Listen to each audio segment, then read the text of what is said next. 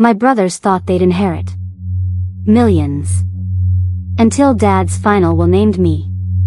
My brother Marcus put his hand on my elbow like he was helping an old woman find her seat, except his grip was tight enough to leave a mark, and his mouth was close enough to my ear that only I could hear him. "You don't belong here," he said, smiling. The same smile he used for board meetings and cameras.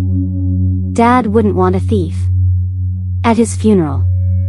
2 security guards in black suits were already moving down the center aisle of St. Augustine's, their shoes clicking against marble that had been there for 200 years, and 400 mourners in 400 black dresses and black suits turned to watch a woman get walked out of her own father's funeral like she'd been caught shoplifting a candle.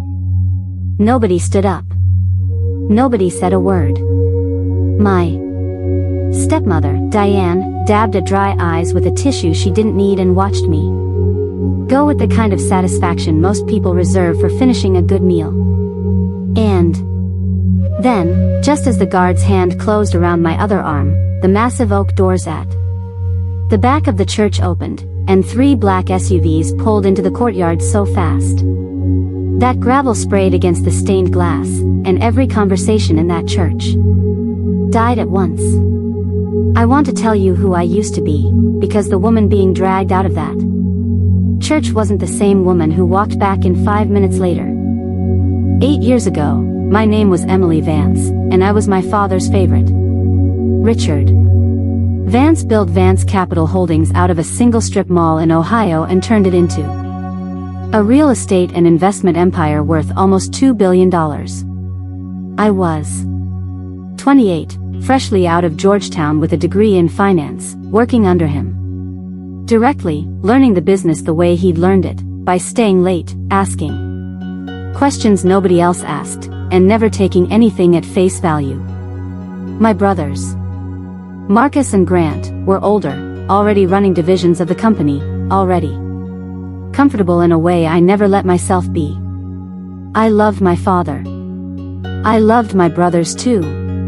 Back then, before I understood what they were capable of. Then one Tuesday morning, 3 men in suits walked into my office and told me I was being investigated for embezzling $40 million from the family trust. I still remember the sound my own voice made when I tried to explain that I hadn't done it. It came out thin and useless, like static. There were wire transfers with my digital signature on them. There were emails, supposedly from my account, authorizing shell company transfers to accounts in the Caymans. My own father sat across from me in that meeting, and for the first time in my life, he looked at me like he didn't recognize me. "I trusted you," he said, and I have never forgotten how quiet he was when he said it. Not angry. Just done. Within a month, I was fired, disowned, and publicly humiliated in 3 separate news outlets that my brothers were somehow always quick to comment on. My name got dragged through mud my hands had never touched. And when I couldn't afford a lawyer good enough to fight a family with unlimited resources, I did the only thing that felt survivable. I disappeared. I changed my name. I built a life from nothing, brick by brick, in a city where nobody knew who Emily Vance was. But that wasn't the worst part. The worst part was learning, years later, exactly how it had been done to me, and by whom. I came back today because my father was dead, and whatever he'd done to me, he was still my father, and some stubborn, aching part of me needed to say goodbye. I didn't expect a welcome. I didn't expect forgiveness. I just didn't expect to be dragged out by security while 300 people I used to call family watched and said nothing. "Get her out before she causes a scene," Marcus told the guard, loud enough for the front 3 rows to hear. Grant, standing near the casket in a suit that probably cost more than most people's cars, didn't even look at me. He just checked his watch, like I was an inconvenience keeping him from something more important. Diane leaned toward the woman next to her and whispered something that made the woman's mouth curl into a smile she tried to hide behind her program. I didn't fight the guards. I'd learned a long time ago that fighting people who've already decided your guilt only confirms it for them. I let them walk me toward the doors, chin up, eyes forward, refusing to give my brothers the tears they clearly wanted. And that's when the doors at the back of the church swung open on their own, sunlight pouring in around 3 black SUVs parked at sharp angles across the courtyard, and 6 agents in dark jackets stepped out like they'd rehearsed it. The lead agent, a tall woman with silver-streaked hair and eyes that missed nothing, walked straight up the center aisle like she owned it. She didn't look at Marcus. She didn't look at Diane. She looked past all 400 people frozen in their pews and said 5 words that made my stepmother's tissue fall out of her hand. "Where is Emily Carter?" Nobody moved. Nobody understood. Marcus actually laughed, a short, confused bark of a laugh, and said, "I'm sorry, who?" Grant frowned like he'd misheard her. Diane's mouth opened and closed without any sound coming out.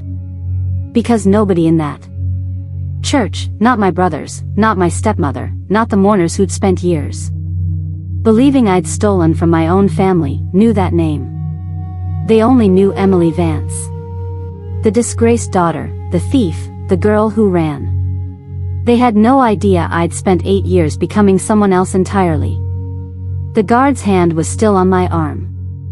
I looked at the agent, and something in my chest that had been clenched tight for almost a decade finally, quietly, let go. "I'm Emily Carter," I said. The silence that followed was the loudest sound I have ever heard in my life. I thought the nightmare of that funeral would be the worst moment of the day. I had no idea it was only the beginning. The agent's name was Coleman, and she introduced herself as being with the Financial Crimes Unit, though anyone paying attention could tell from the way the other agents deferred to her that she ran the whole operation. She looked at the guard, still gripping my arm, and said, without raising her voice, "Let go of her." Now. He did. Immediately, like her tone had physical weight. Marcus took a step forward, some version of his old confidence reasserting itself, and demanded to know what exactly was going on, who authorized federal agents to interrupt his father's funeral, whether this was some kind of joke his sister had arranged out of spite. "Miss Carter isn't the one you should be asking about spite," Agent Coleman said, and something about the way she said it made Marcus's mouth snap shut. What none of them knew, what I hadn't told a single member of my family in 8 years, was that after I disappeared, I rebuilt myself from the ground up. I took night classes in forensic accounting under my new name. I clawed my way into a junior analyst position at a mid-size firm in Washington, D.C., and over 6 years, I became one of the sharpest financial fraud investigators the Bureau regularly consulted. I'd helped unravel Ponzi schemes, shell company networks, and offshore laundering operations that made the 6 o'clock news. I built a reputation as someone who could find money that didn't want to be found. Ironically, the same skills that had once been used to frame me had become the exact skills that let me understand, piece by piece, precisely how it had been done. And 11 months ago, my father had found me. Not through a detective. Not through the company. Through his own quiet desperation, after a cancer diagnosis gave him a number of months he could count on one hand, and something in him, guilt, maybe, or the specific kind of clarity that comes with dying, made him start asking questions about the fraud that had ended my life 8 years earlier. He hired an independent forensic accounting firm to re-audit the trust discrepancies from that year, not knowing, not even suspecting, that the analyst assigned to his case would turn out to be his own daughter. I remember opening that file and seeing his name on it and feeling my hands go cold. I almost turned the case down. Part of me wanted to. But there was a version of the Truth buried in those documents that I had spent 8 years wanting anyone, to finally see. So I took the meeting. And when my father walked into that conference room and saw my face for the first time in 8 years, he didn't say my old name. He just sat down across from me, the way he used to when we worked late together, and said, "I should have believed you." Then he asked me to help him find out what actually happened before he ran out of time to fix it. But that wasn't the worst part either. What happened over the next 11 months, working in secret with a dying man I still didn't fully trust, uncovered something so much bigger than either of us expected. Back in the church, Agent Coleman turned to the room and addressed everyone with the kind of calm that made the hair on my arms stand up. "Mr. Vance's estate attorney is present, I believe," she said, and a thin, silver-haired man near the front pew, Walter Higgins, who had represented my father for 3 decades, rose slowly to his feet, looking like he'd aged 10 years in the last 30 seconds. "Mr. Higgins," Coleman continued, "you're aware of the conditions attached to Mr. Vance's final will." "I am," Higgins said quietly. "Then perhaps you should explain them. Now would be a good time." Higgins adjusted his glasses with a trembling hand and looked directly at Marcus and Grant, the 2 sons who had spent their whole lives assuming this day would make them the wealthiest men in the state. "Richard rewrote his will 4 months ago," he said. "The entire estate, including all shares in Vance Capital Holdings, is held in a revised trust structure. And per an explicit clause your father insisted on personally, the will cannot legally be read, and the trust cannot be executed, without the presence and written verification of a specific individual named as executor." "Who?" Grant demanded, though something in his voice told me he already suspected. Higgins looked at me. "Emily." Marcus's face went the color of old paper. "That's impossible," he said, his voice cracking in a way I'd never heard from him before. "She's not even family anymore. Dad cut her out. She's a criminal." "Actually," Agent Coleman said, stepping forward with a leather folder I hadn't noticed her holding until that exact moment, "she's the reason we're here. What happened next still keeps me awake some nights, even now." Coleman opened the folder and began laying out, calmly and methodically, exactly what 11 months of quiet investigation had uncovered. The forged wire transfer authorizations from 8 years ago hadn't come from my terminal at all, they'd been routed through an internal system access code that, according to server logs, the Bureau had subpoenaed from the company's own backup infrastructure, belonged to Marcus. The email supposedly sent from my account had been sent using a spoofed internal address, a technique that required administrative privileges only 2 people in the company held at the time, and neither of them was me. And the $40 million that had vanished into shell companies in the Cayman Islands hadn't disappeared at all.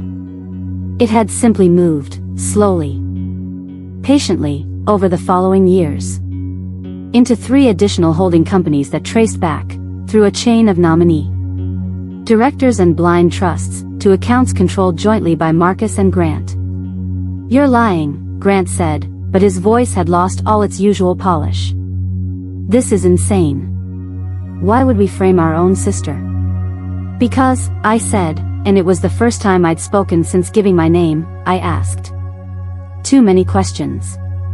Every head in that church turned toward me. 6 months before I was framed, I continued, I found a discrepancy in the Meridian Tower acquisition numbers. $12 million that didn't match the reported purchase price. I brought it to Dad. I didn't know yet that Marcus had been skimming margin on every major acquisition for 2 years, funneling the difference through a private consulting firm Grant had quietly set up under Diane's maiden name. I looked at my stepmother, who had gone very still. I didn't know that back then. I only found that piece 3 months ago, buried in deleted server backups the Bureau's forensic Team managed to recover.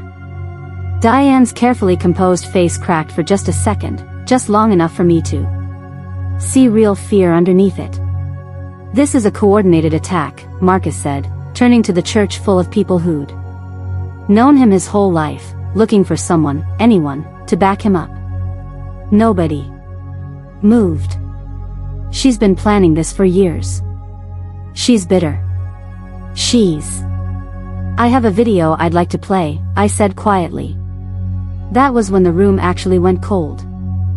I'd wish, later, that I had simply walked out of that church the moment the SUVs arrived, taken my father's forgiveness in private, and let the federal investigation run its course without me standing in the middle of it. But 5 minutes after I said those words, everything I thought I understood about my father's final months changed completely. Agent Coleman nodded to one of her team, who set up a small screen near the altar. An odd, almost sacrilegious sight in a church that still smelled like funeral lilies. Higgins, looking like a man walking to his own execution, confirmed that this recording had been made under his supervision, notarized, and sealed as part of the estate's legal documentation, to be played only in the event that the will's conditions required verification of intent. My father's face appeared on the screen. He looked thinner than I remembered, the cancer having taken weight from him that he never got back, but his eyes were sharp. Focused, the same eyes that used to catch every mistake in a quarterly report before anyone else noticed it. If you're watching this, he said, then I'm gone, and Emily is standing in a room full of people who owe her an apology they'll never fully understand how to give. He paused, and even on a recorded screen, I could see him steady himself. 8 years ago, I believed my sons over my daughter. I want that on the record, clearly, because it's the worst decision I ever made, and I have made some very bad decisions in my life. Marcus made a sound like he'd been hit. Marcus and Grant embezzled money from this family for years, my father continued. And when Emily got close to finding out, they built a case against her instead of confessing to me. I signed off on cutting her out of this family because I trusted my son's word over my daughter's evidence. I am ashamed of that decision every day I have left. He looked directly into the camera, and it felt, impossibly, like he was looking directly at me. I hired Emily's firm to find the truth because some part of me already suspected it, and I needed someone I could trust to prove it. I didn't know until our second meeting that the analyst on my case was my own daughter. When I found out, I nearly called it off, out of shame. She's the one who told me to keep going. She said the truth mattered more than either of our feelings. That's who she is. That's who she's always been. I hadn't cried once since walking into that church that morning. I cried then. To Marcus and Grant, my father said, his voice hardening, the trust you believed you'd inherit has been restructured entirely. Every asset traceable to the embezzled funds, including the shell holdings in your names, has already been flagged to federal investigators, along with 3 years of financial records I personally authorized the Bureau to access before my death. You will not inherit Vance Capital Holdings. You will likely face federal charges. I am sorry it came to this, but I am not sorry for the truth. To Emily, he said, and his voice broke for the first time, I know I can't undo 8 years. I know money doesn't buy back trust. But the company, the trust, and everything I built is yours now, not because I want to buy your forgiveness, but because you are the only one of my children who never once, in 11 months of working beside me, asked me for anything except the truth. Marcus was the first to move, lunging toward the screen like he could physically stop what had already been said, and 2 federal agents stepped in front of him before he got 3 feet. This is a setup, he said, over and over, his voice climbing toward something unhinged.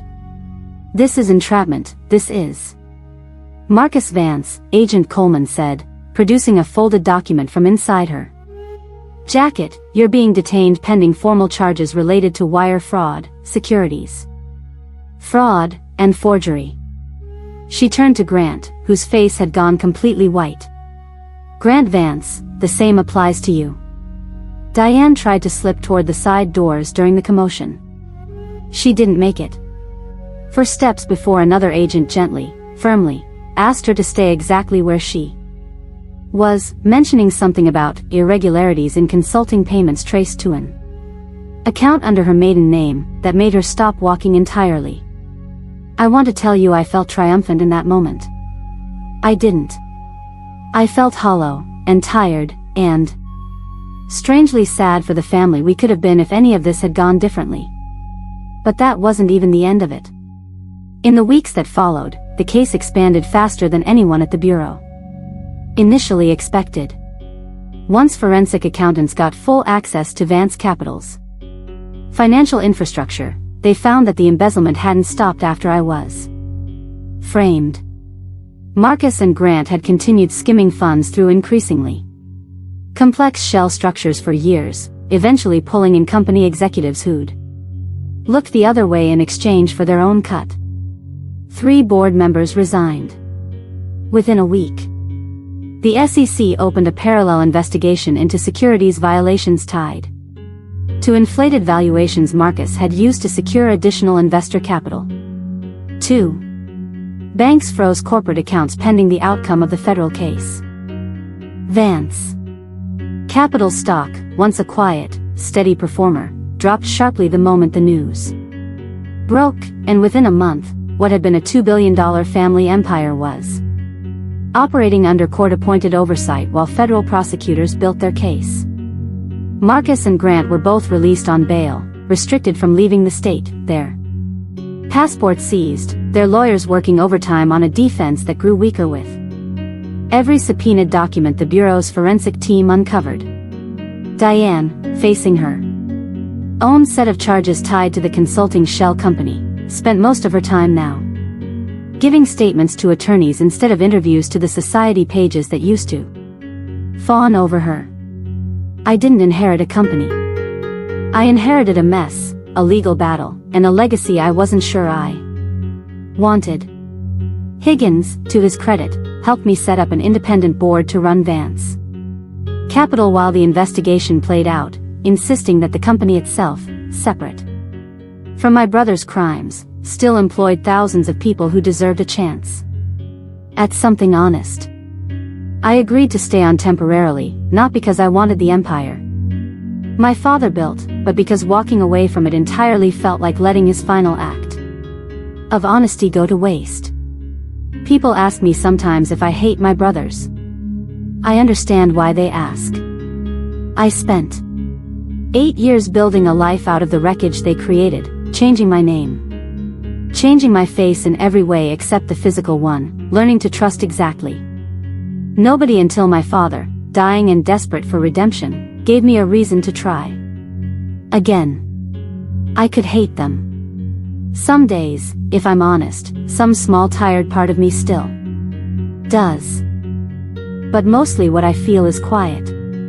I didn't walk out of that courtroom, months later, once the plea deals were finalized and the sentences were handed down, feeling like I'd won anything. I walked out, feeling like I'd finally set something down that I'd been carrying for 8 years without realizing how heavy it had gotten. Marcus is serving 6 years.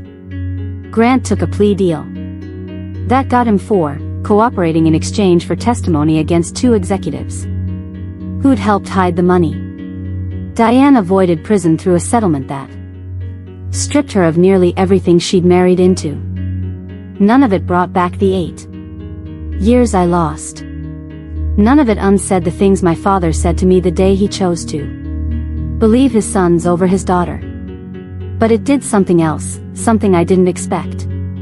It let me stop running. I sold my share of Vance Capital 18 months later to a group of long-term employees who wanted to keep it independent, and I used part of the proceeds to start a small forensic accounting firm of my own, one that specializes, appropriately, Enough, in helping families and small businesses uncover exactly the kind of quiet fraud that once nearly destroyed mine. I kept the name Emily Carter. It's mine now. Earned the hard way, and I don't plan on giving it back. I visit my father's grave sometimes, not out of duty, but because there's a version of peace that only exists in forgiving someone who can't ask for it anymore. I don't know if what he did in his final months erases what he did 8 years before that. I've stopped needing it to. He gave me back my name in front of 400 people who once believed I'd stolen it, and some debts, I've learned, don't need to be fully repaid to finally be closed. I still remember, on my way out of that church for the second time that day, this time walking out on my own, past federal agents and stunned mourners and a stepmother who couldn't meet my eyes. Marcus called out to me one last thing before they took him out the side door. Was it worth it? He asked, like winning had ever been the point. I didn't answer him. I just kept walking, out through the same oak doors I'd been dragged through hours earlier, into daylight I'd spent 8 years wondering if I'd ever get to stand in again as myself. Some people spend their whole lives trying to prove they belong somewhere. I spent 8 years learning I never needed anyone's permission to.